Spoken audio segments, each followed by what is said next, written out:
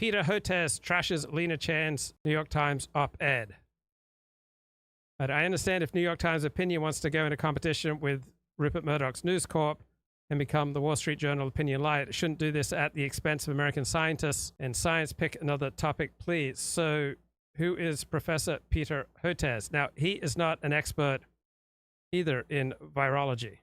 He's a pediatrician. He served as president of the American Society of Tropical Medicine and Hygiene, founding editor of Neglected Tropical Diseases, right? Co-director of Parasites Without Borders. He's a big advocate of vaccines, and he was a big talking head during the pandemic.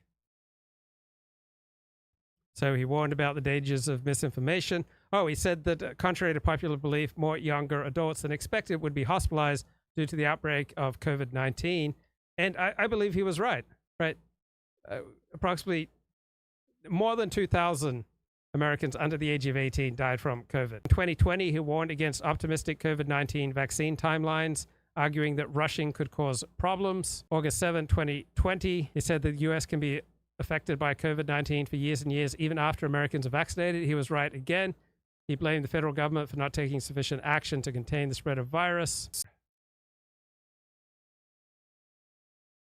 Right, then we've got another scientist, Angela Rasmussen, who essentially argues that if you're arguing for the lab leak, you're being racist, concluding that this deletion was to obscure these sequences or there was some other misconduct requires the reader to also assume that Chinese scientists are inherently untrustworthy. It relies on racist stereotypes, right? I don't find that a strong argument.